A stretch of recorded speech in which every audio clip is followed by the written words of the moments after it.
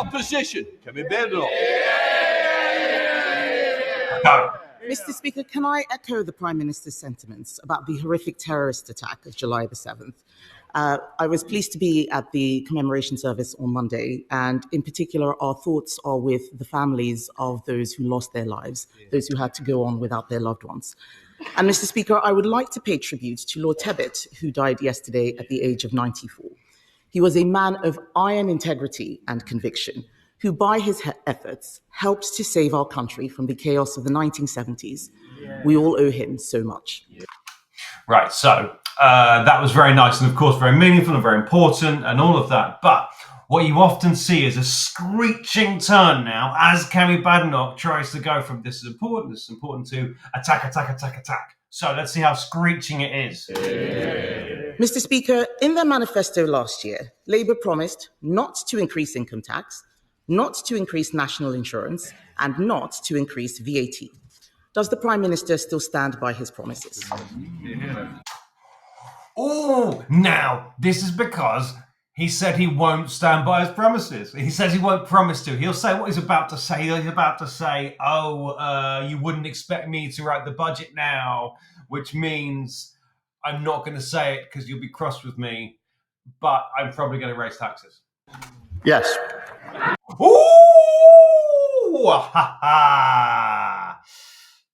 He is standing by those three. And he was very specific about those three at the election. So national insurance, income tax, and the other one that he said. And when he's talking about national insurance, he then did raise national insurance, but not the type of national insurance that he was talking about. So he's quite tricksy, but actually, Kemi Badenoch asked that specific question, so he allowed him to say, yes, he didn't ask him, which I missed, and I'm really sorry. She didn't ask him, will you rule out raising tax altogether?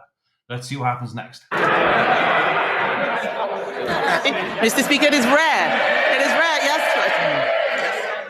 It is rare that he's able to give a clear answer, but I'm glad that he has done so.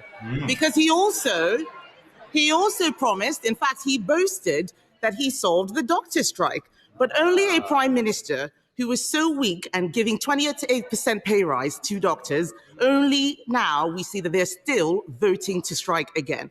He folds in every negotiation and claims that it is a triumph. Yes, he does. And we saw... Oh, I love a Kemi. Yes, he does. It sounds so petulant. Yes, he does. I've just said he does. She's really being bitter. But actually, this issue at the doctors, this matters. This really matters. They're going to strike like in 2 weeks' time. It's a big deal. Saw at the budget, Mr. Speaker, more promises. The Chancellor promised that she would lift the freeze on income tax and national insurance thresholds. Because in her words... Sorry, what? She was veering in on something really important, and now we've drifted off to the Chancellor again. Why isn't she hammering on doctors? What do you do, Badenoch? Come back! They hurt working people. Is that still government policy? Yeah. I have no idea what that question was. Mr. Speaker, no Prime Minister or Chancellor is going to write a budget in advance. There it is! No Prime Minister or Chancellor is going to write a budget in advance, just like I told you was coming. I just told you it was going to happen last time, and it didn't happen last time, it happened this time. We are absolutely fixed on our fiscal rules. We remain committed to it. We remain committed to our budget, to our manifesto commitments. I realise that sticking to your fiscal rules and your manifesto commitments is a bit unfamiliar to the party. Oh, coming back with a burn. The opposite. But it's because of the decisions the Chancellor took, that this government has taken, that we can update the House. £120 billion of inward investment into this country since we took office. Business confidence at a 9. Just by way of context, that's not him actually updating the House. He's showing off about when he updated the House. It sounds like he's updating. He's not. He's made that update before. He's just reminding us of that nice time. Hey, do you remember when I made that update? That's what he's saying. Year high, that's longer than the Leader Opposition has been in Parliament. Deloitte this week saying the UK is now the best place to invest, creating 384,000 jobs. What a contrast to the mess that we inherited from the party opposite. It was a terrible question by Kemi Badenoch, but clearly something riled the Prime Minister there because he got really cross and started saying stuff about longer than she's been in Parliament. The amount of time that Kemi Badenoch has been an MP changes nothing at all about this country. Except that maybe she'll be better at asking questions and Prime Minister's questions and actually do the doctor. Maybe we'll get the doctors now. Oh, that'd be good. Doctor. Mr. Speaker, there is no clear answer there. You didn't ask a clear question. The whole House would have heard him fail to rule out freezing tax thresholds. He could say it in the first question, he could promise, but he couldn't this time round. But what does this mean, Mr. Speaker? He's talking about record investment and more jobs. We know that people are losing their jobs. Unemployment has gone up under Labour every single month since it's their year in office. But what does it mean on this issue of tax thresholds? It means that under Labour, millions of our poorest pensioners face being dragged into income tax for the first time ever. Does the Prime Minister think it is right that struggling pensioners should face a retirement tax? Mr. Speaker, for a Prime Minister or Chancellor to say we're not... Should they face a retirement tax? Like, that's not a thing. She's talking about income tax and also talking about getting rid of the triple lock and all this stuff. It's quite nebulous. The I newspaper today was running about losing the triple lock. That might have been quite a good way of questioning about pensioners. This one's I don't understand. Going to write a budget in advance isn't a Labour thing. He's not going to write a budget in advance. He's not going to write a budget in advance. He just loves saying it. He loves telling us that. And it always means he's dodging a question. A Tory thing. Every single Prime Minister and Chancellor says they won't. We will stick to our manifesto commitments. We will stick to our fiscal rules. This is a language they don't understand, which is why I have to... That's what got us into the problem in the first place. And while she comes here every week to talk the country down, that investment... Talking the country down is something that all prime ministers accuse all opposition of doing. Because when you're the opposition, you've got to say this is going badly. And then they go, oh, why are you saying our country's bad? What do you hate our country for?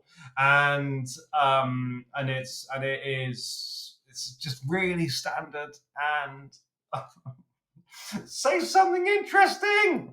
Record investment, £120 billion. He's still talking about the 120 billion pounds. Do you remember last answer? He told you about remembering the update. Now he's remembering the remembering of the update. I mean, it's a good amount of money. Don't get me wrong. It's a good amount of money. I'm not talking the country down.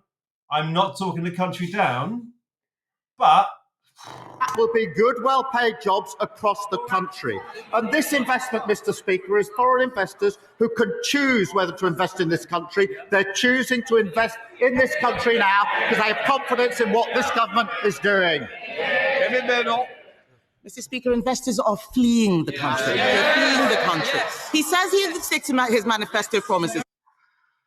That's beef, isn't it? Fleeing or not fleeing? Oh, what are they doing? Oh, probably both, because that's how the economy works. Some people come and some people go. They promised not to put a tax on working people, and then we got the jobs tax. And all we have seen is jobs disappearing. Before the election, the Prime Minister promised, and I quote, not a penny more on your council tax.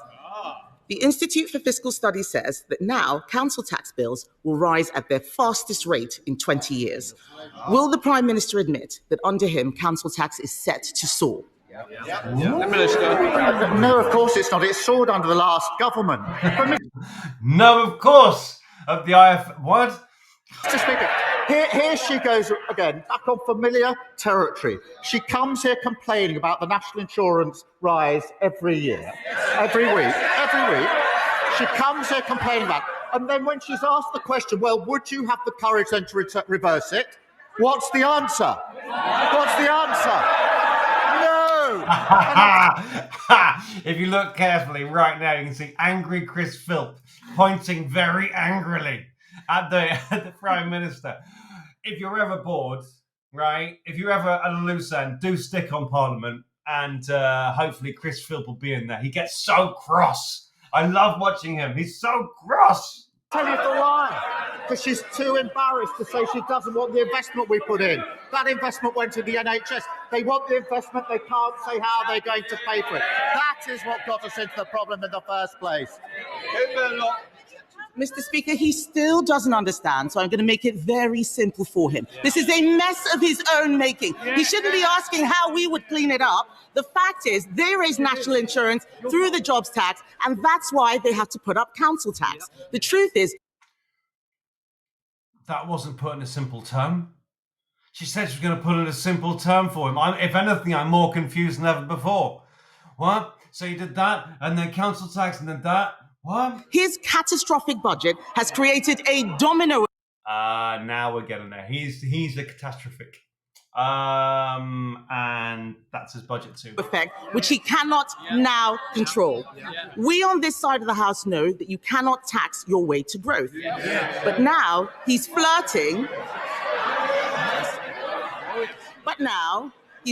They're all muttering, I remember that budget. They were laughing and cheering. They had no idea the mess that they were creating. So, quick heads up. Whenever she mentions the budget, Keir Starmer will then come back and talk about the Liz Truss budget, because that's all the imagination him and his team have. They should go and explain to their constituents about why unemployment is going up. But, Mr. Speaker, what is more worrying is that now he's flirting with Neil Kinnock's demand for a wealth tax. Let's be honest about what that means. This is a tax on all of our constituent savings, on their houses, on their pensions. It would be a tax on aspiration. Will the Prime Minister rule this out?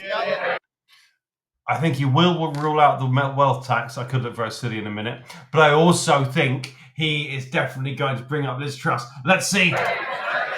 Mr. Fitcher says we shouldn't be asking them for advice on the economy. She's absolutely right about that. We will not be asking for their advice. What we did in the budget was stabilise the economy through the measures taken by the Chancellor. And what has that led to? 4 interest rate cuts. For mortgage holders, that's hugely important. Compare and contrast what happened to the Liz Truss mini budget. Liz Truss! I called it, everybody! I called it. I'll tell you how I called it. It's not because I'm clever. It's because it's all he talks about! The fastest growth in the G7 in the first quarter of this year. Wages up more in the first 10 months of a Labour government than the 10 years under the Tories. So no, we don't need lessons from them. I think this is the last one from Badenoch. I think there's supposed to be 6, and I haven't been counting. I probably shouldn't have told you I think it's the last one, but I think it is. Mr. Speaker, he says he stabilised the economy. Has he spoken to any farmers recently? Yes. It is time for him to take responsibility for the mess he is making. He has been in office for a year, and all we see is him congratulating himself on what a fantastic job that he has done. Nobody out there believes it. No, not even them. Not even them. What a weak chair. Mr. Speaker, he's congratulating himself. We can compare records. He talks about the fastest growing economy. We left him the fastest growing economy of the G7. We cut the deficit in every year until the pandemic. We got inflation down to 2%. On his watch, taxes are up. Unemployment is up. Inflation is up. And this weak Prime Minister has been forced into a series of chaotic U-turns. Yesterday, Mr. Speaker, the OB... Can I just say I'm really sad about that? Because when they do that, when a good Prime Minister at PMQs does a up or a down and all the MPs get involved, it's quite nice, but they only she did it quite quickly and then they ran out of time, ran out of ups and downs before they all got in the swing of it. I love a good up and a good down. PR said that our economy is being eroded under Labour. Doctor strikes, tax bombshells, the wealthy leaving in droves. Isn't the truth that under him he is dragging us back to the 1970s? Yeah. Dragging us back to the 1970s. Is that, I don't know, is that like Bowie and stuff? Mr. Speaker, responsibility. We're responsible for 4 million extra appointments in the NHS. We're responsible for a 10-year plan on the future of the NHS. And this is what Badenoch does. She makes some kind of long-winded point with a general... I mean, how can we go back to the 70s? Generally, as not a very sensible kind of question. It's too open. And now he's going to stand there and list all the things he's done and all the good stuff. And you are done with questions, so you've got nowhere else to go. It's off, they broke it. We're also responsible for free school meals being rolled out in a way which has never been done by anyone. Breakfast clubs being rolled out, family hubs being rolled out, transport across the country, and migration coming down. We take responsibility and we're proud of that. Lloyd Hatton. Thank you, Mr. Speaker. The Eden Project